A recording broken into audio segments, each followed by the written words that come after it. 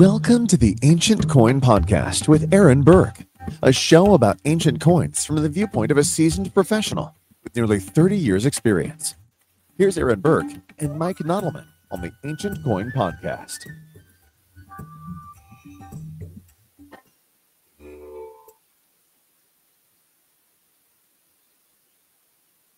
And the sound of that tone means that it is time once again for the Ancient Coin Podcast with Aaron Berk. I am Mike Nottleman. I am Aaron Berk. And tonight's show is, okay, well, first off, we're going to make the announcement. This is episode 60, little milestone for us. Maybe something for people at the end of the podcast, if you kind of hang around for that. And lots of things to glean from this week's results. So should we get right to it?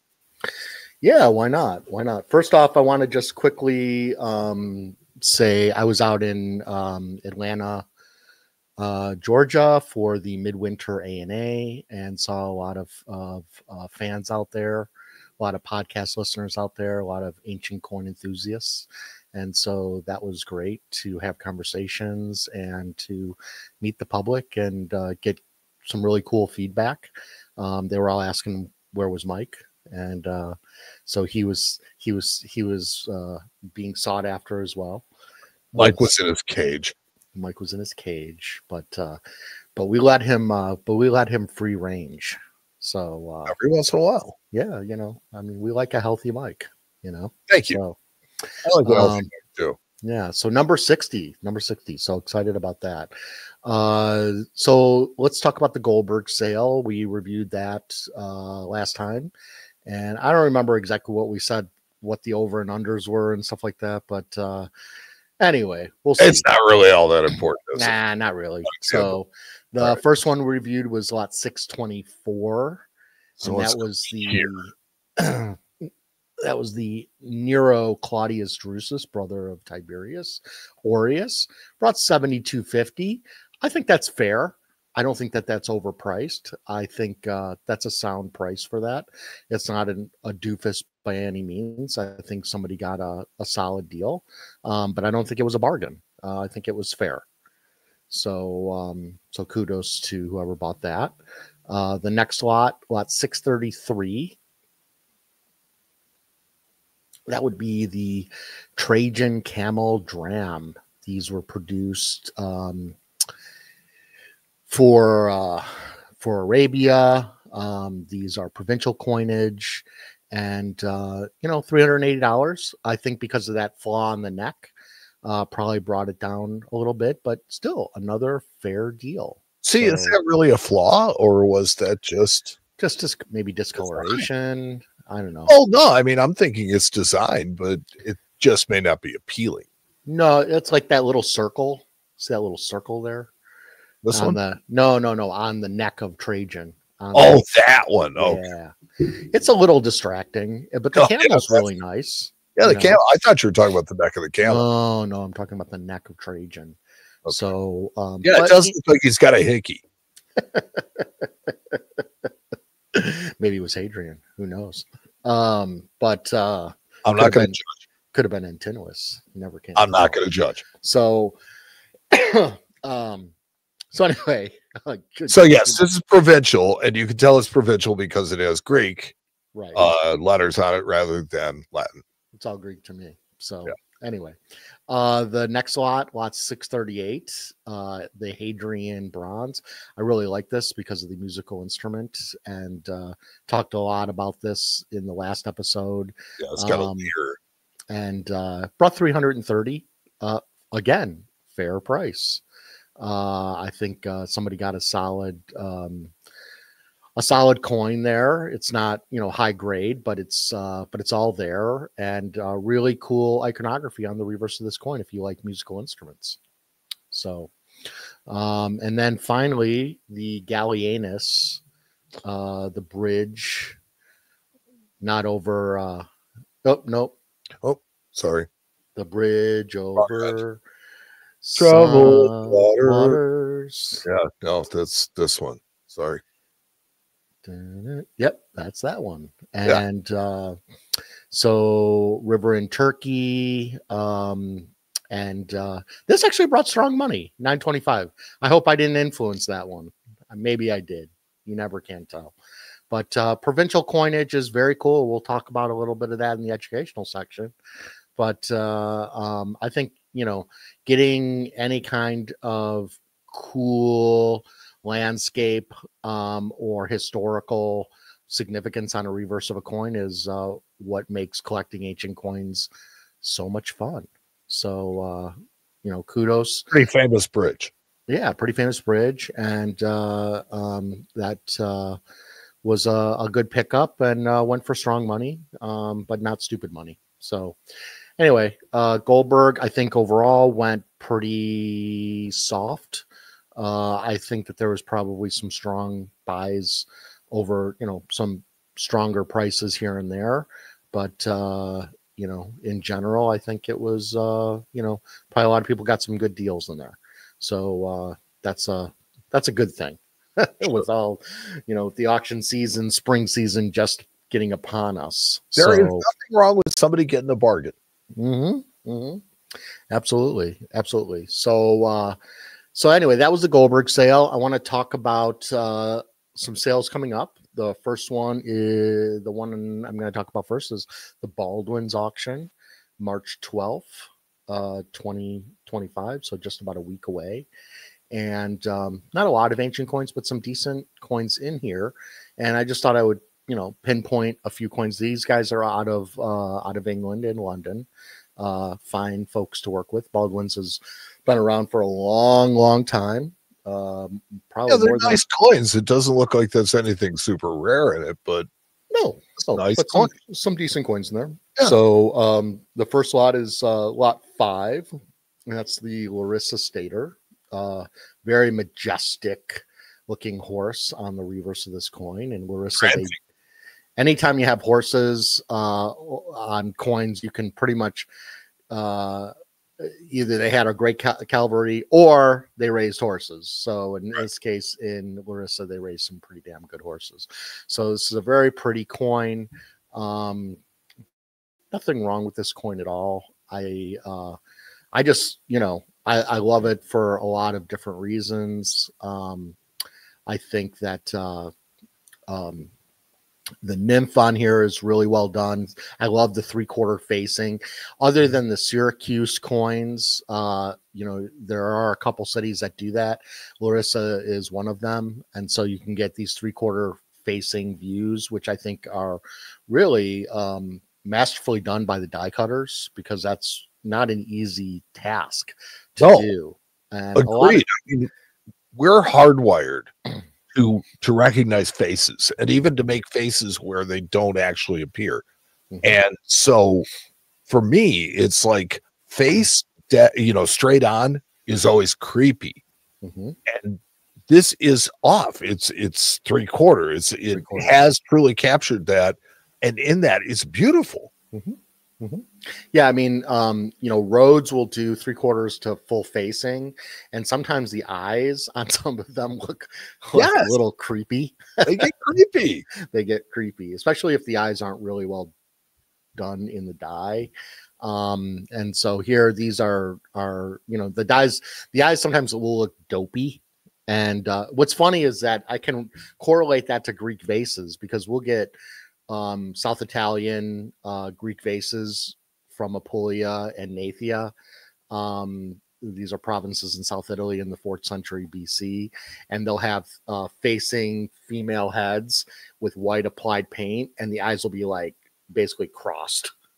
And it looks, and it's like, oh, great shape. Not only does it pull your eyes, but it pulls your eyes something that looks weird. Right. Yeah. And the eyes really, I think on any coin base, whatever it might be, the eyes are probably, especially when you get into facing a 3/4, the eyes are probably one of the most important parts of the coin, because from there you get all of the emotions of the character of who they're trying to portray on the coin. You can make the figure look mean, sad, dopey, dumb, sophisticated just from the eyes. There's so much you can do with the eyes. And and sometimes, you know, like even the side profile, which most of the coins have, if you have a really strong eye, it really does bring the whole coin together. And so I think the eyes are probably one of the easiest things to screw up. And when they get it right, like on this coin, it really makes a big difference, and it is striking. You're absolutely correct. And so that's a very pretty coin. 4,000 pounds, strong price. So absolutely. They've got it 4 to 6. You know, I wouldn't expect it to go for more than 5,000 pounds. I think that's a lot of money. You guys remember, you got to factor in the exchange rate, which the pound, I think the other day I bought it, it was like $1.27 or something like that, $1.25. So you're already losing 25% to 27% on the exchange rate. So factor all that in when you're placing your bid. You know, you're losing out to the guy in England who's paying in his currency. But you know, this is a worldwide market, and so, but you do have to think about currency. Well, there'll be times when you'll win, so this is just not that time. It's very true. It's very true. So moving on to, I want to say this. So we had that coin that had a 3/4 facing bust or face that draws your eyes to a specific feature. I think this next one draws your eyes to a different feature, if particularly you look at profiles. Right. So I don't know what really jumps out at me, but you know. Well, you know, being that I am a Jewish man, I can say that he looks like he's from the tribe with that schnoz. Wow. So, because there are a lot of Jews that have big noses, you know, but nothing against my tribe, but you know, he obviously was Italian based, but but also it's been well documented that they would make the noses and chins more pronounced because that was a sign of power. I don't know how having a big schnoz is a powerful thing. If you could still have a family with something, you must be power. I don't know. This is a hook nose. This is a hook nose. Yeah, this is it. I mean, it's there's a funny story I got for you some other time. And so this one, I really like the fact that you have Libertas on the reverse of this. That's you know, I recognize that in U.S. coinage. Yep. And European coinage, and you know. Yeah, and the other thing, I wanted to point out that you know, one thing my dad taught me when I first came to the business is he said, after a while, the Roman emperors will start to look like people you know. They'll look like your friends, and you'll recognize them like you'd recognize a friend out on the street. And so Nerva always looks like Nerva, and so Augustus always looks like Augustus. Otho always looks like Otho, and so you start to like get a feeling for who these emperors are, even without the legends. And so and also when we're looking at Greek sculpture or Roman sculpture of portraits, people ask us, who do you think it's a Roman emperor? We'll say turn to the side, because we got to look at it to the side. You can't look at it at front, because the Romans always did all their portraitures mostly from the side. Yeah, no, absolutely. Unless it was a medallion or something like that. And they call it the classic Roman nose. Now, another thing that your father is famous for saying is that designs get recycled from coinage. And talking about Libertas, so this has, you know, the scepter and the pileus, which you would recognize in U.S. coinage as the seated liberty with the cap on pole. And so it's like all of these images, the shield, it's all kind of, you know, classic, and it goes back in time almost forever. Yeah, and the other thing I want to point out about this coin and why I picked it as well is if you look on the obverse of this coin, you see all that hot spot in the fields there. That is really, you can tell that's a full luster coin. It's got its full luster, and it's reflecting the light so harshly that but I can just tell without seeing a video of this coin that this has great luster. Has really nice luster, especially you can see it a whole lot better on the reverse. You can, but those hot spots are more reflective. Yeah, no, the no, entire no field. It's like the obverse is, I think, probably more reflective than the reverse. Sure. You've got much more of the luster in the photograph on the reverse. Well, you see the break in the luster, you get it around the letters on the reverse, but in the center areas, you got these large areas where a lot of the luster is gone. And you can tell that just from those gray areas that you see, those spacey areas. Yeah, whereas the other one is washing out because it's and I have to say that, you know, photographing lustrous coins are one of the hardest things to photograph because it's like shooting a mirror. The light just bounces right back at you. One of the reasons why I love doing videos of coins is when you start to show that luster, it really makes the coin look so more attractive. And it's very difficult to capture. But if you see a photograph like this, you can pretty much guarantee about 80% chance. I mean, nothing's 100% in this world, but that it's going to have really nice luster on the coin. So there's a pro tip for you. So 200 to 300 pounds again. You know, this should be about a $450 to $600 coin, somewhere in that range. Could be a little higher. I doubt it, but I think that's about where it is retail. So you just have to figure that out. But a very nice coin. And luster is incredibly difficult to capture in a photograph. You're absolutely right. It works so much better on video. Video is much more forgiving in that regard. Right. And the other thing too is that a lot of time the luster in a photograph will hide the scratches or imperfections that are on the coin. Sure.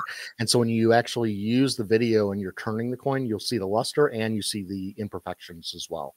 So it's kind of twofold because some of that luster in those photographs will get hidden. So just by the nature of the light hitting the camera and the f-stop and shutter speed, if you know how the cameras work, so you can only capture so much. So anyway, moving on, a very, very cool coin.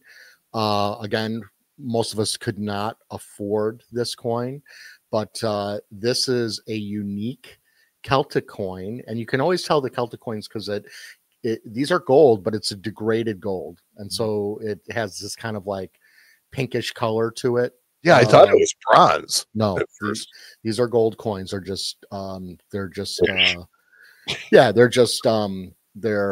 They have probably other metals in it to bring it down. I don't know if they use silver or bronze. Probably silver, most likely. But Caractacus was a Celtic chieftain, British Celtic chieftain, and actually he resisted the Romans for about a decade using guerrilla warfare.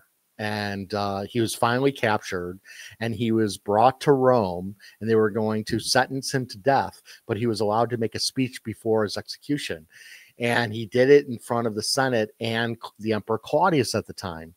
And Claudius, because his speech was so fantastic, Claudius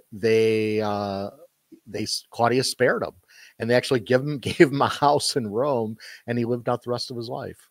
So, you know, everybody has a happy ending. So there's silver coins known by him, but this is the only gold one in existence. And and this found. Go ahead. I was going to say that now I see the gold. It's like, you know, you see it in the larger image, I think better, but it almost looks like it's been washed in gold. Yeah, but they all look like this. And sometimes you'll get Celtic coins that are a little bit more yellow because they have more gold content in them. So, this is a spectacular coin if you think about the history of the coin. And this was only found in 2019. Another reason why we need to legalize ancient coins across the world instead of creating boundaries in ancient coins is because good metal detectorists find coins and report them. And then they are free to go to the open market if deemed not a national treasure by the source country. And the government then is able to document it. The museum people, the archaeologists, and remember, most gold and silver is not found on sites, are found on trade routes. And so the fact that they can actually say in the listing here, this was found by a metal detector in November 2019 is cool. And you will never see that with any other ancient coins that may have come out of the earth within the last 20 years. They're not going to say, oh, this was just metal detected in Bulgaria. Right. It's just not going to happen. So, and to be clear, you said there's only one coin, meaning this coin is unique. It is unique. Only specimen. It's the only specimen. There's silver ones known by him, but this is the only gold one in existence. So, and it sold for 80,000 pounds back in 2020. Obviously, somebody needed some money, and so it's back up on the auction block again. It's one of those things where it'll either not sell or it'll sell for huge money. It's hard to say, but I just wanted to share it because it was. I'd never heard of this coin before, and so I thought it was cool, and so I thought I would share it. So, and it's a good learning experience for us. So, moving on, we don't like to toot our horn too often at Harlan Berk, but I'm going to have to because we have a new sale out. And in fact, I don't think I've mentioned our sales in the last like 2 sales on the show. I don't think we have. So we've been chilling. Yeah. So I thought, for once I'm going to show our sale because we've got some pretty nice coins. We've got the Curtis Clay collection, which almost every sale for the last 5 sales we've run. Curtis Clay is been working for Harlan Berk since 1996, I believe, and he's probably the best Roman scholar living today on Roman coins, and he collected everything that he owned. He collected for some kind of rarity reason, whether it was for legend reason or, he was trying to collect anything the British Museum didn't have. Yeah. As I understand it, he didn't have the common, coin of anything. He had the one that had the rare reverse, the rare obverse, the rare. Yeah, or just it was rare for some reason, yes, some variant, something about it that made it really unusual. Right. And so we are giving Curtis his due diligence, and we're running all his coins at the beginning of every single one of our sales before our regular stock begins. Curtis did his doctorate on the Severan dynasty, and so he collected all Roman coins, but this is on Severan here. So so these are going to be some of the things that he knew best, and so some really wonderful coins in here. But I wanted to highlight a couple other coins that are in the regular inventory. First is going to be lot 197. We've talked about Mendes before. They obviously and you can show the video too, Mike, if you want. There's a video button right there. Yep. And so they exported a local wine that was very, very famous. So, of course, Dionysus, the god of wine, had a lot of satyrs that were followers of Dionysus. So here you have a satyr drinking out of what's called a cup called a cantharos, which was for drinking wine, and you have grapevines on the reverse. These typically can go for as much as $40,000-$50,000. This one is, I think, priced at $14,500 or something like that. So it's a fair price, still expensive coin, but it's a nice coin. It came from the Sultan collection. I actually bought this coin. I thought it was cool, and I wanted to handle it. So, because I don't think we've had a Mendes in a long time. So that was pretty exciting for us. Lot 225. I wonder what kind of wine she was drinking. It's actually a local wine. It's a name that's familiar to the that's actually named after the city, and it was popular all over the Greek world at the time. So anyway, probably didn't taste like today's standards, but anyway, it is what it is. If you go to next lot 225, these are these little tiny obols. These are really tiny coins. You can see how small it is. And what I love about this coin is you have this, again, a beautiful, majestic horse. And then you have this warrior Ajax, probably, or somebody of that nature, on the reverse of the coin when he turns it over here, thrusting his sword and holding his shield. And on such a little tiny coin, it's so amazing, the artwork on these things. And this is not an expensive coin. That's why if you don't mind the smallness of obols, I mean, this thing weighs 0.70 grams. It's really tiny. But it's only 100. Have reducing dies back then, or reduced blades. And and just so if any of you don't know, we run a buyer bid sale. It's a fixed price list until the last day, and then we take offers below our asking price, and we don't charge a buyer's fee. So here it says estimate 175, but Numis Bid has no way to market us as a buyer bid sale. So our estimate is our buy price. So if somebody wanted to buy that today, it was $175. It's theirs. No other fees except for shipping. Or if a credit card fee, if you want to use credit card. If you wanted to pay $100 for this and nobody bought it at the end of the sale, you'd get it for $100 as long as we agreed to the price and it was the highest offer and it hadn't sold at its full price. So it gives clients a lot of options, and we don't charge a buyer's fee. And so in any case, I got a nice little collection of obols in here that came from a client that I'm representing. And so it was fun to catalog these, and I'm hoping they do well. So it says 1/8 obol in there, but that's not right. It's like something with the computer glitch. But it's an obol. So and then how small would it have to be an 1/8 obol?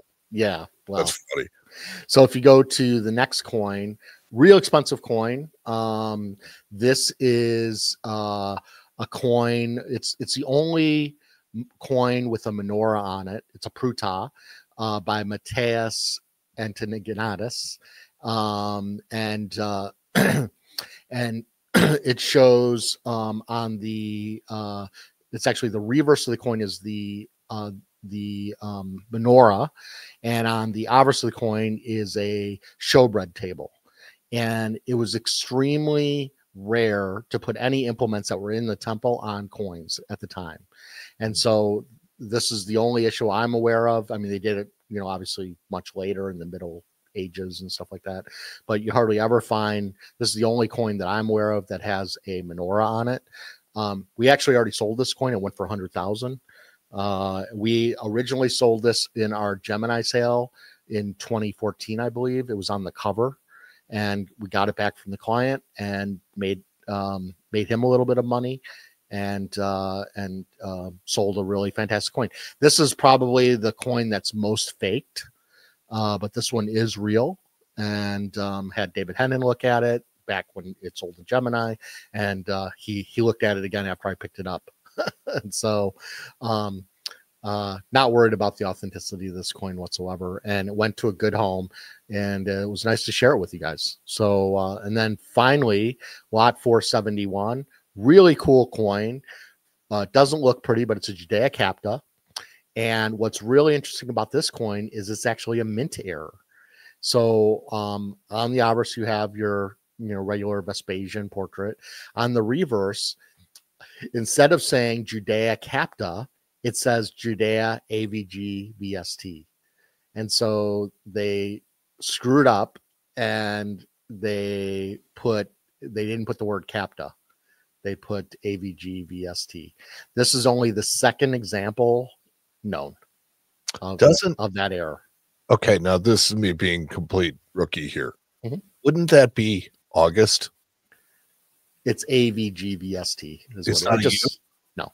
It's a V. The U's sometimes look like V's. Well, that's what I'm saying. It's like, or the V's look like U's, I should say, but it's a V. Okay. So, but in any case, anyway, that's the sale. I'm not going to go into more of it because I already feel bad enough tooting my horn. So this one closes on April 29th. The catalogs just went. I just finished laying out the catalog yesterday, and getting the proofs back tomorrow, and hopefully it'll be out in print within a week and a half or so, depending on how quickly the post office and the printer moves. So that's always, yeah. But you can buy today or tomorrow, whatever day you want. So that's going to bring us to our educational section. And I'm kind of had some fun with this one. And so I thought let's talk about the Roman provincial coins. People said they wanted to see more of that, and so I thought I would talk about the coins from Moesia. And Moesia is what's now part of the Balkans and Serbia, and part of Macedonia and part of Bulgaria. And you can see here that they actually, in the Dacian king in 88 AD, actually split the two. And you had Moesia Inferior and you had Moesia Superior. And the Romans, I thought I would go through and show the provincial coinage from just this area, these two regions, going from the beginning all the way as far as I could find anyway. I'm sure there's some rarities. So this is Greece and in this area, right? In modern day? It's the Balkans, Serbia, and Bulgaria. Okay. So and part of Macedonia. So and you can see Dacia is just above it. And so, but anyway, if you go to the first slide, or the next slide, I should say, I just thought it'd be interesting to kind of go. So I'm starting kind of where I saw it start off. I mean, Augustus was in there, but he didn't really, to my knowledge, didn't mint any coins that I found anyway.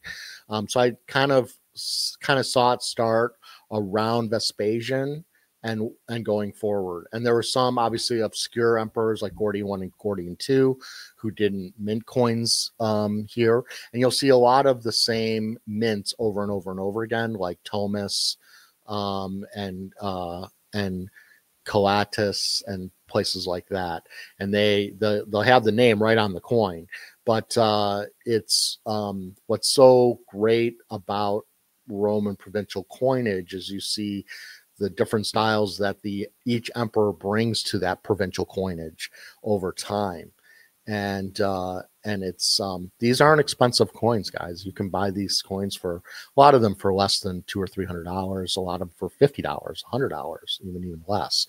And so here we've got Vespasian with Titus and Domitian, and then we have Titus again with Domitian and Caesar, but from a different mint. And then and most of the coins at the beginning were all in Moesia Inferior, and then later they went to Superior. There's a couple that minted in both places, but mostly I found the coins were minted in Moesia Inferior, probably where they had a lot more buildup of the Roman forces at the time. So if we go on to the next slide, just showing a little bit more of the mints and where they were. You can see Thomas all the way up at the top there, kind of right on the waterway. Most of these cities are going to be either they're going to be close to some waterway always, whether it's a river or the ocean or a sea. It's super important, obviously, for trade. And what do you need when you have trade? Coins. And so it only makes sense. If you go to the next slide,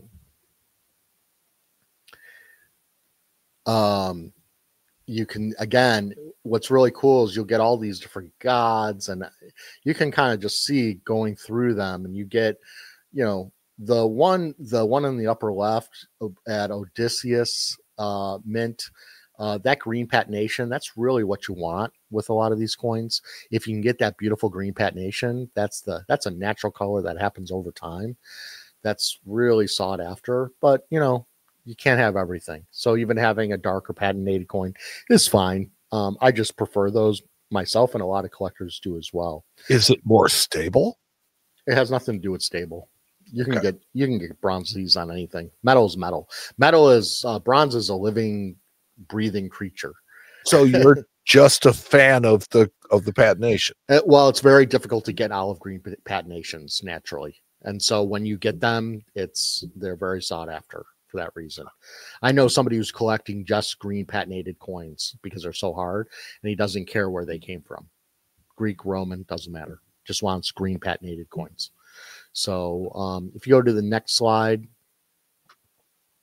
you can see here now as we're getting into Lucius Verus and Commodus, you start to get a little bit more sophistication in the dyes, a little bit more interesting motifs, a lot more Hercules, and then you'll see on some of these coins you get the little dot in the center of the coin in a couple of places. It's starting to happen now, and we talked about it on Ptolemaic coins, and so you'll see as the time goes by, most of them will start to get that same kind of little circle in the center. If you go to the next slide,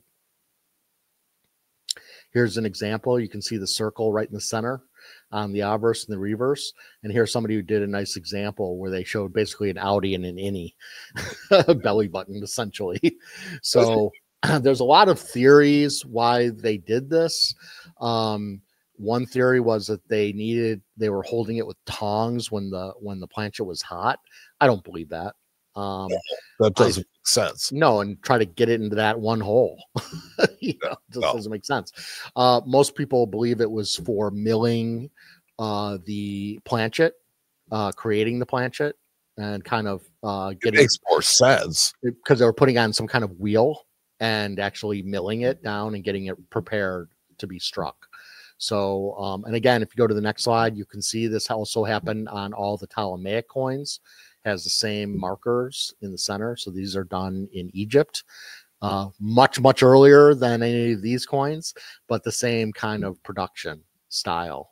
And so it's interesting to show that it happened on these Roman provincial coins as well as in the Ptolemaic period as well.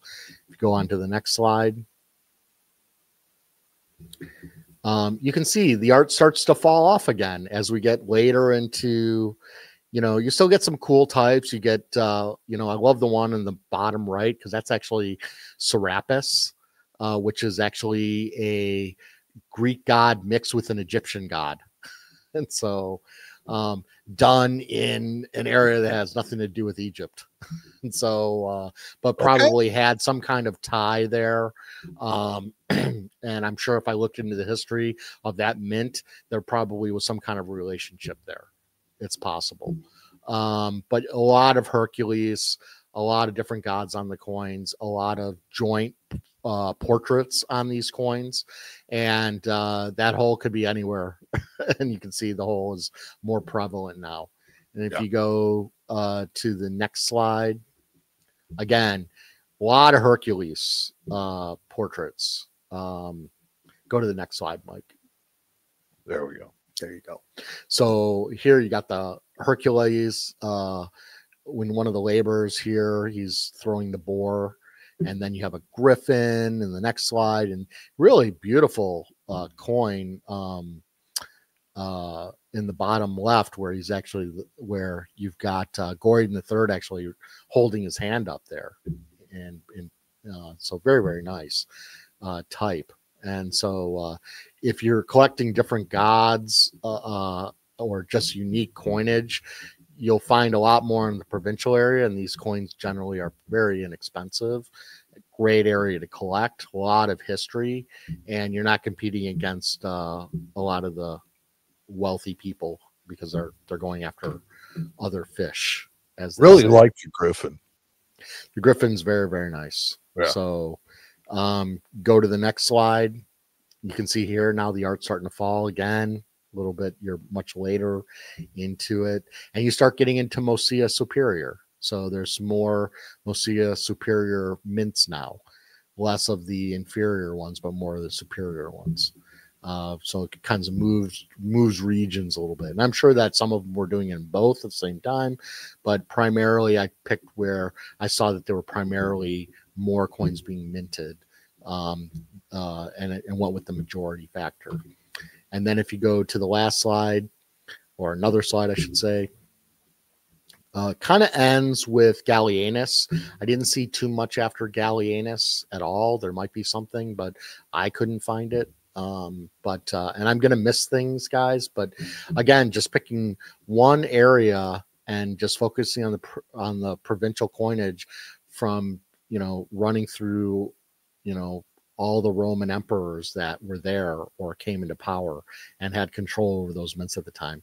You can do a lot. So that's just one area.